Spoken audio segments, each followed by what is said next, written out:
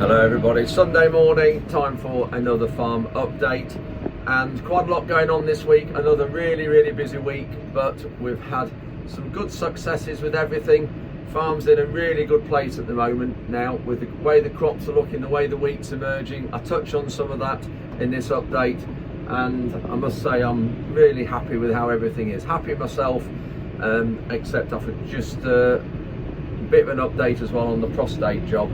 I just wanted to thank everybody for that, by the way. I've had so many people message me through the YouTube messages, also text messages as well, their own story about they've had prostate cancer, they've had cancer of various sorts, or they haven't had it, they've done tests and all sorts. So thank you to everybody who sent me messages. I really do appreciate that.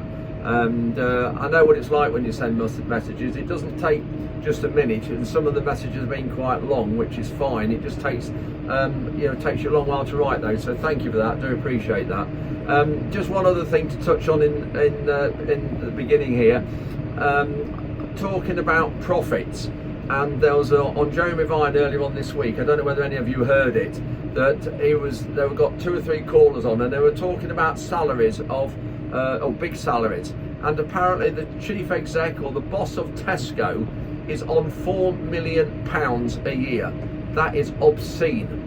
And a caller came in and said that's about 421 times the minimum wage. And if you work that out per hour, that means he's on about £5,200 per hour. Well, this is where the problem we've got. If Tesco's can afford to pay their boss £4 million and still make the huge profits they are doing, it's just wrong. And this is where we need to get to grips, and we need to look at the whole food structure, because it's just wrong. Anyway, in this update, talking of food, we've had some wheat go out this week. We've just watch it, and I won't explain now. Just watch it when I'm what I'm saying when I'm loading, because there's people trying to reject wheat because it's been sold too well. So watching this update and you'll see what I mean and what I'm referring to. And also we've got drilling done. I've drilled 2 fields this week, and also I was invited by Joe Seels and by the Yorkshire Agricultural Society to talk at their Future Farmers event, and went up there to Harrogate. And I must admit, I think the title was Technology in the Future of Farming in Yorkshire. So it's great when you have to get a farmer from Lincolnshire to come and talk to the Yorkshire farmers about the future of farming. So that's really good of you, so thank you for that, I appreciate that. And yeah, drilling as well. And I went to Worshipful Company Farmers dinner, and I was going to leave the headlands of a field until next morning, but I wasn't confident of the forecast, so I came back in my suit and finished the field off at midnight. And so you'll see that as well in this update. Looking around some of the crops, also moving the tarmac planings as well. We're doing that and getting those moved. I'll explain why we're moving those and not putting them on the lane at the minute. So that is it for this update, or the introduction rather. Thanks for watching, and we'll see you at the end. Hope you enjoy it. Lots going on at the minute, as I say, but the farm is in a really good place. And yeah, hope you enjoy this update, and we'll see you at the end. It's Tuesday morning, back from Portugal at the weekend. I'm just heading down to the field with the drill and the 8RX. We're just going to drill the field, the sugar beet that was lifted last week. Just see some of the wheats coming through. Just see here, it's coming through. I haven't missed any in this field at the end from going up and down to the headlands, so that's all right. But whether we'll be in any other fields, we shall see. But it's starting to come through okay. So just unfolding it now, getting ready to fill up. So the drilling's a little bit sticky, but not going too bad. The carrier's doing a good job on the headlands that have been subsoiled. Yeah, you can just see, compared to what it was like when we're drilling here, well, when I was last drilling, which was nearly 2 weeks ago.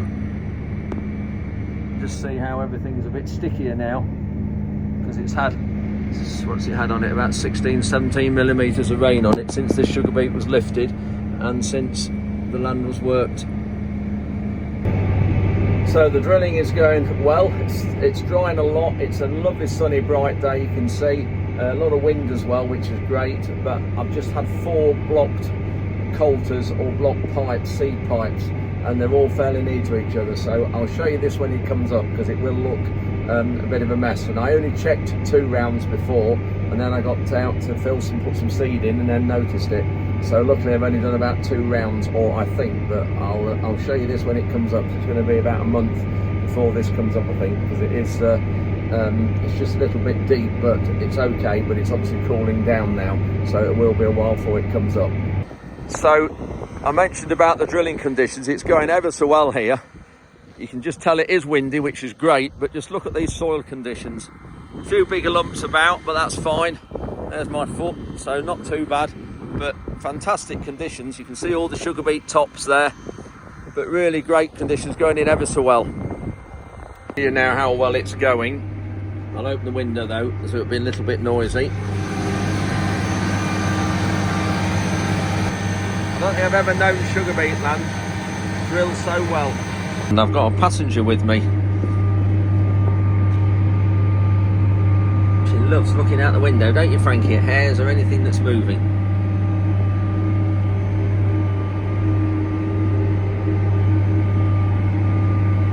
Looks like the beet cleaner and loading shovel have just turned up.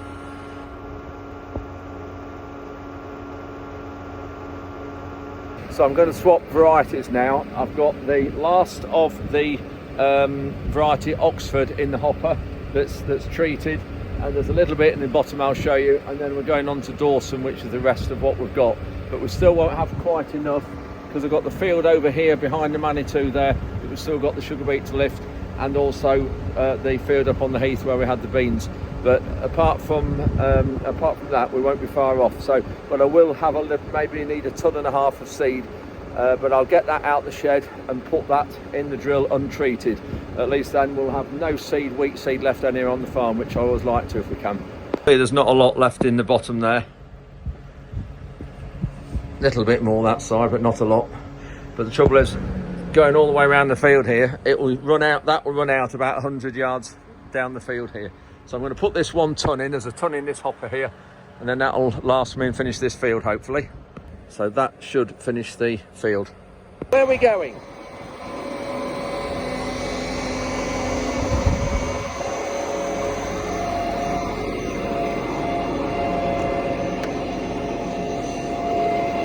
you want to go up?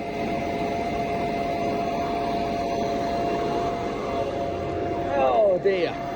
I'm now on the last time round the outsides of the field. You can see next to the grass margin. And that will take out all these turns. That's why I do the headlands last and work from the inside of the field to the outside. Hard work making it pull hard here, because it's been run on when we've turned and consolidated. I know it was subsoiled, but the beet trailers have been up and down here a lot.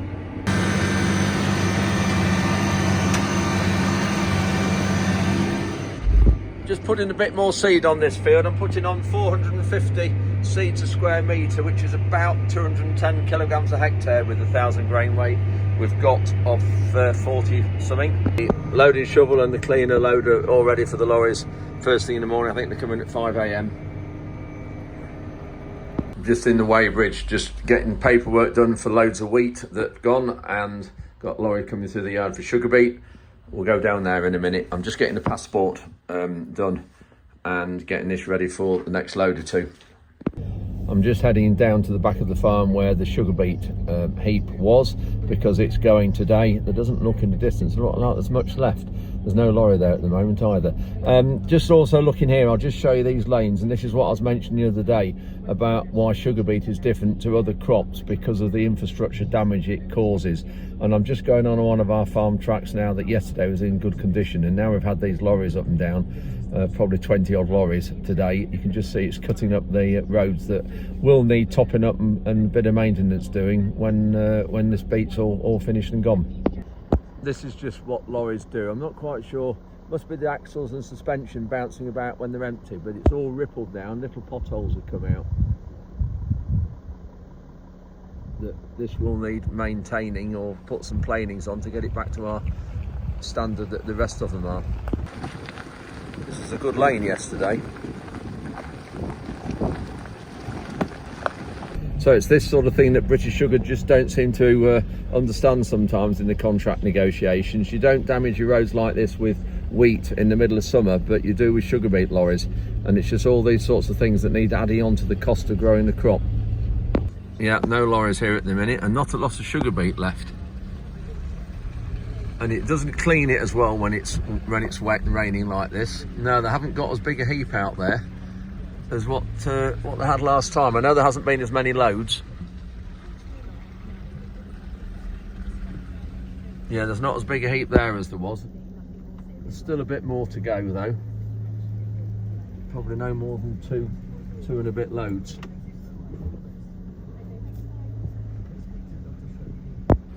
Yeah, probably no more than about 2.5 loads there. No, 2 loads will do that. Yeah, 2.5 probably. This is another area as well. Just shows here how much damage the lorries have caused. And this is where where the lorries turn and make more damage, obviously.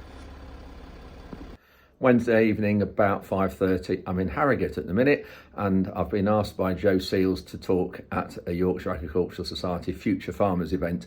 I think the title is Tradition and Technology of Farming in Yorkshire, and there's a debate afterwards. We're only talking for 12 minutes. I've put a few slides together, and hopefully I'll get that in 12 minutes, and then a debate afterwards with supper as well. So about 150 people here, I think, hopefully. So it should be a good evening. Look forward to meeting people who I know and new faces as well. I always enjoy these sorts of events. So hope if I see you, by the time you see this though, it'll be Sunday, so the event will finish. But if I see you, thanks very much for saying hello, and look forward to a great night ahead. And Joe Seels is picking me up in a few minutes. So John Deere, Mick and Joe have picked me up, and that's what we're heading to.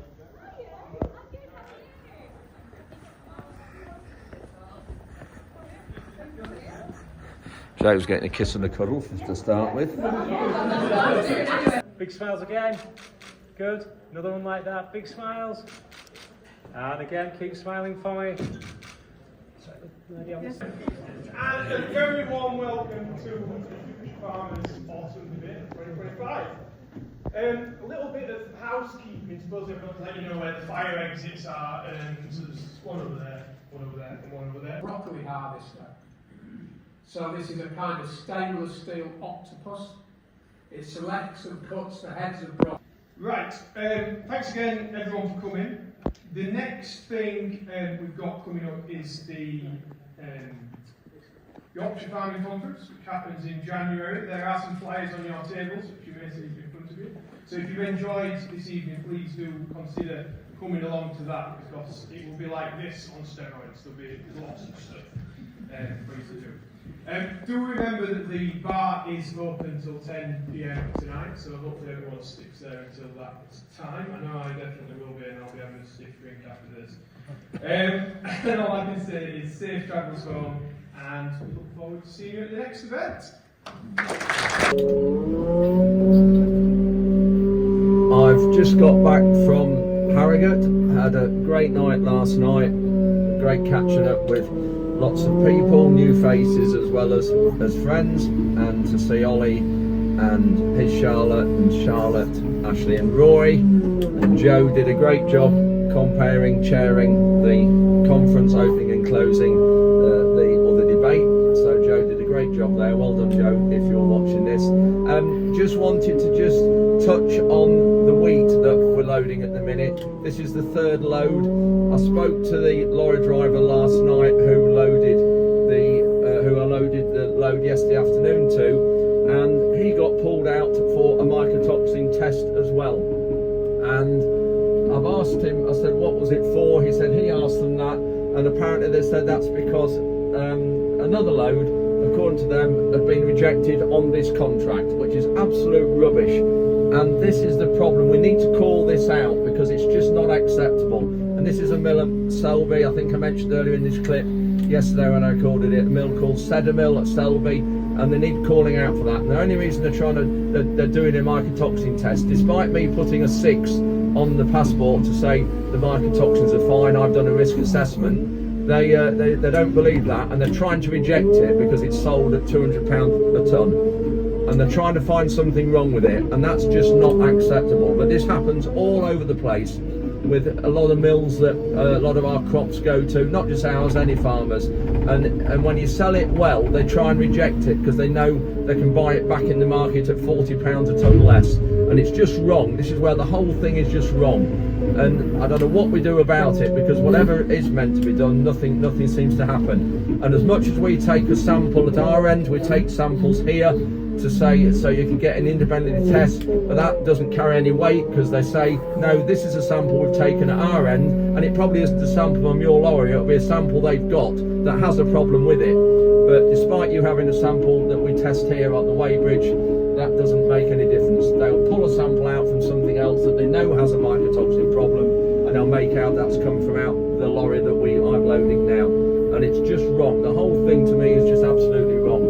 Anyway, I'll keep you updated on this, but we need to call this out. If any other farmers have situations like this, which I know this happens, please let us know, because we need to try and do something about this, because it's just not acceptable when returns are so poor. It's just pulled on the weighbridge, so we'll sample him there and get our own independent sample here. So 44 tonnes just under. Got to put the weigh ticket in and take his tare weight off. 15,140, a bit heavier than the other lorries we've had. So that's him heading off now up to Selby in Yorkshire. Got him sampled, and that's the moisture, so we know that's all okay. And then this is the weight. There we go, 28.84 tonnes. So I've just loaded that lorry, just coming up to the heath onto the field that we had the beans on, and it's been worked the other day with the top down, and that's done a good job. And so I'm just looking to see, because at the minute I've got somebody from Weaving coming Friday morning to alter a section of harrows on the back that's not been right since it's new, so they're coming to change those free of charge, which is great, and they're going to set me off on this field. But I'm just wondering, the forecast for Friday, for tomorrow, is showers starting at lunchtime, and I'm just wondering whether I ought to come here with the free flow drill, with the Simba drill now. It's about 12 o'clock Thursday, and get this drilled this afternoon. It's a bit tacky, but I'll just have a look and just see. Bit of a decision to make. It just looks sad to me, when I'm called sad, because it's wet underneath. It's had that 5 mil of rain on it, and hello, what we got here? What on earth's that? Crikey, look at the root structure on that. The top downs fetch that out, but look at the roots on it. I don't know what weed that is. I'll take that out the field in a minute. Yeah, it's just walking. It's difficult to describe on the video, but it's just walking what I call sad. You can just see by the boots, it's still not bad, and it's light land. It would drill well, I think, get off the outsides. It will drill well with the Simba drill. Another weed there with a big root.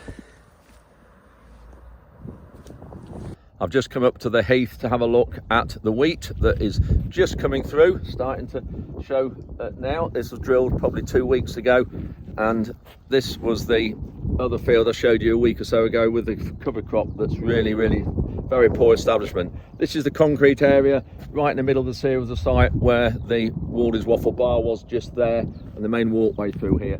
And then this is the field where we had the sprayers arena and all the plots. But we'll just have a look on here. I'll let the dogs out, they're ready for a run, looking very eager. Pleased with that, that's looking really good.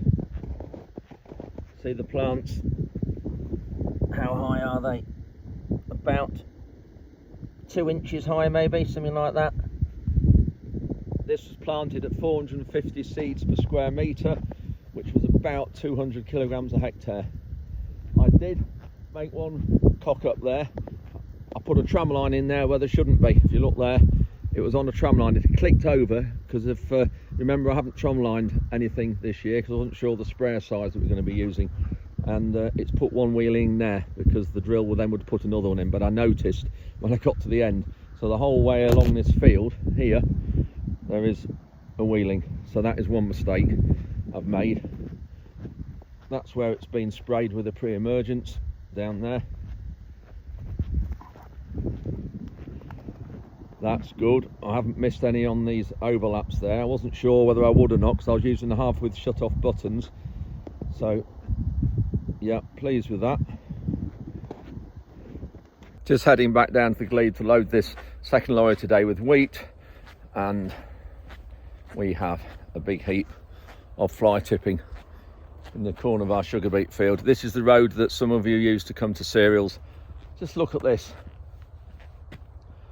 I'm going to have a rummage through this a bit later, because if there's any names and addresses, this one's depositing back into the garden of where the people who live who dropped this off. That's what needs to happen to this sort of thing. So we'll have a look later and see if we can find it, but just typical, more fly tipping. It's, what on earth is wrong with society? This country is falling apart. Well, that didn't take long to find. Whether that's the right one or not, there's a full delivery address, postcode and everything here. So I will phone up my friends in Link's rural crime team at the police and give them that and just see whether that's a right one or not. There'll be some more in here as well, I bet. As you can see, back on the free flow, I've decided to drill this field with the free flow.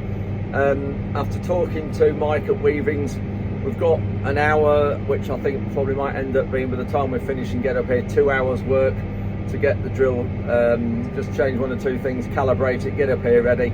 This is tomorrow morning, Friday, and it talks of rain by lunchtime, so I don't want to risk that. So come up with a free flow. I know it'll work. It's a little bit sticky, just a bit not quite happy because you can see the track marks, which I'll get out and show you in a minute. But yeah, I think it's one of these things you've got to be happy with it. But putting on a fair bit of seed, we'll actually explain in a minute.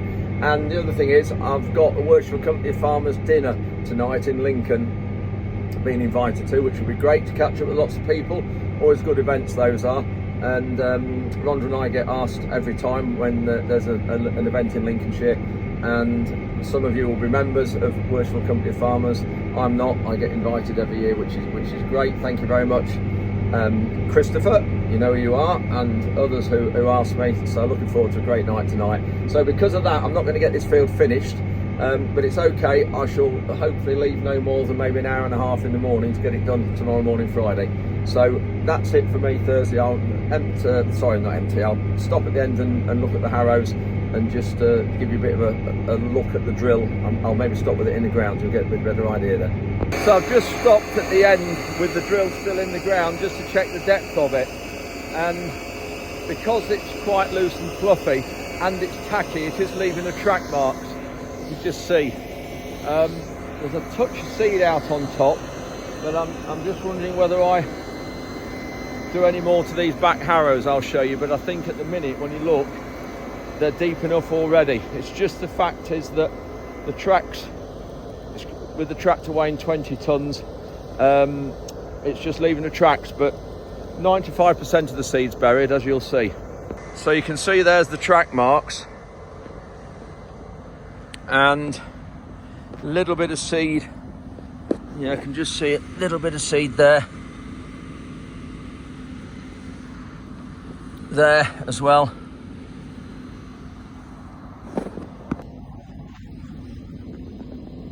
There's none out here though at all, none there whatsoever. But I'm putting on 210 kilograms a hectare, or 475 seeds a square metre. The 1,000 grain weight is 44, and it's the variety dorsum. So I think for the amount of seeds we're putting on, 475 a square metre, there's not that many a square metre showing it on the surface. And if I put the drill in deeper, then these here will be too deep. If we jumped up, there we go. See, they're deep enough already. It won't get rolled.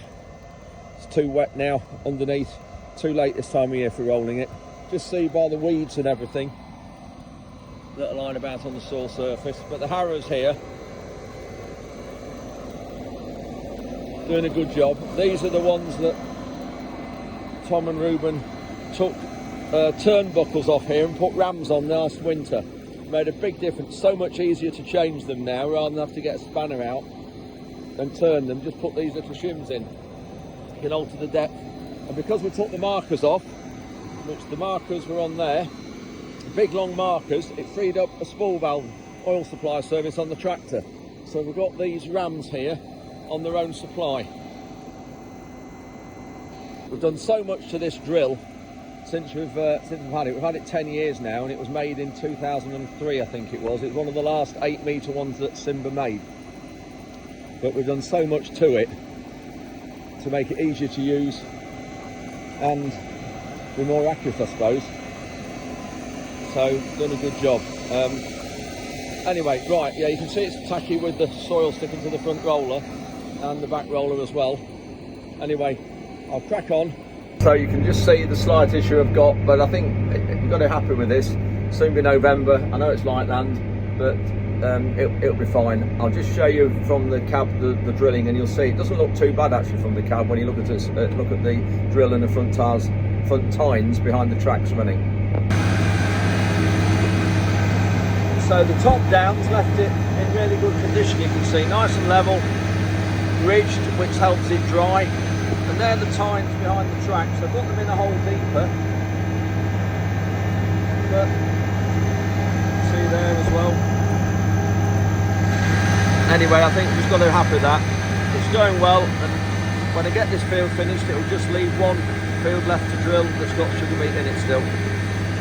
So we're now at the White Hart Hotel in Lincoln, and this is the Lincolnshire version of the Worshipful Company of Farmers, so it should be a good night.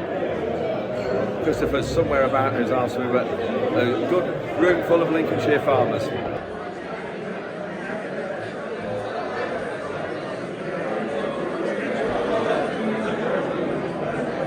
Just looking at the huge ceiling here, I don't know what you call this, but stunning room here.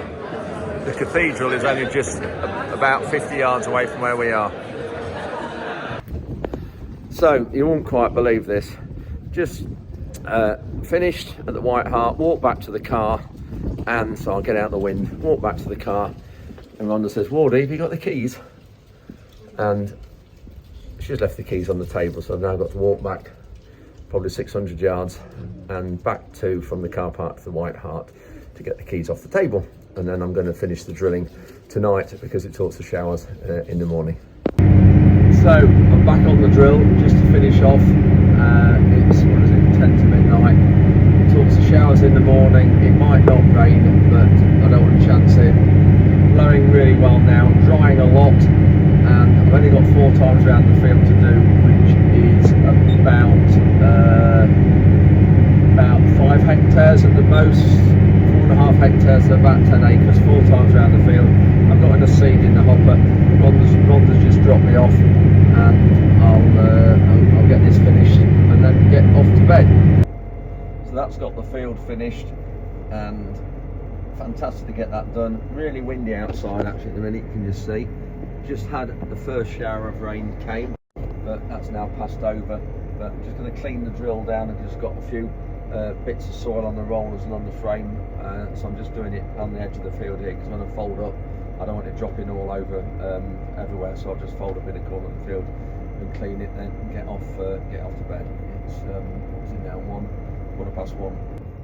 I have just put my overalls on because it's not going to be the cleanest of jobs.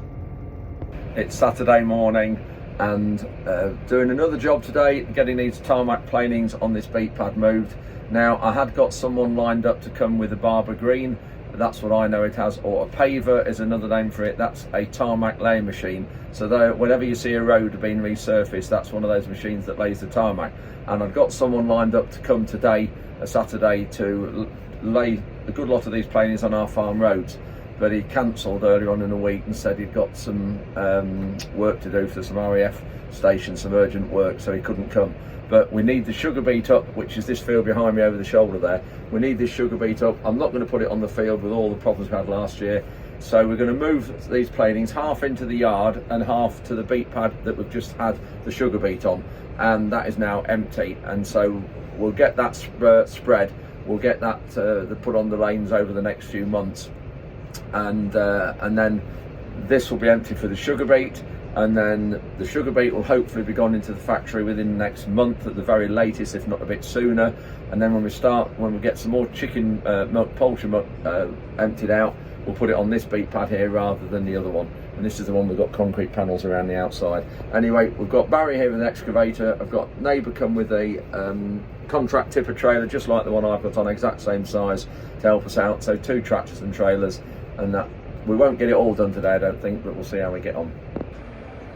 So Barry's hired a 15-ton machine this time, and the planings have all been through a grader.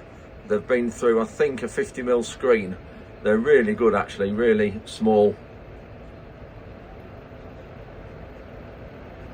And Barry's putting, I think he said he's putting, I've just weighed my load, and it was about 19 tons. He's putting 16 buckets on, and that'll be enough for these trailers.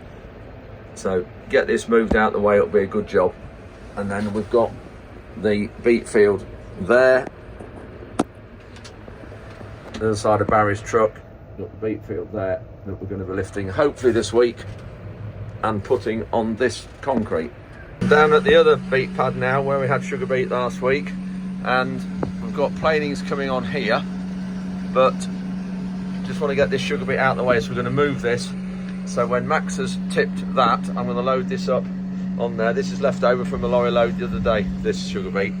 No point in taking a part load into the factory, so I'll load this onto that trailer, and then Max can take it round to the other beet pad where we're going to be lifting sugar beet, where we're moving the planings from.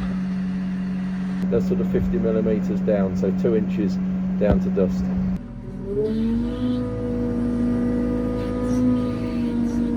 We've already had one load away from here, and so it wouldn't quite go on one load. So, because these trailers, they're not really made for things like grain and sugar beet and things, they're more just for stone and soil and heavy material. So this will just mix in with the sugar beet from the other field when we get that harvested. Just heading back down to the other beet pad now to carry on with the other trailer taking planings. Just looking at this drilling across the end. Just a little gap there, you can see in the middle of the screen now.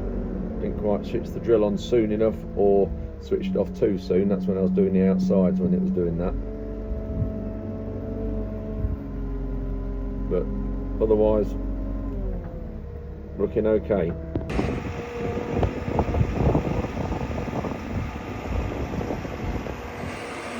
Making a hole in it now. Got to the boards at the back here, or the concrete panels rather. Still a fair chunk here though to go to finish on Monday.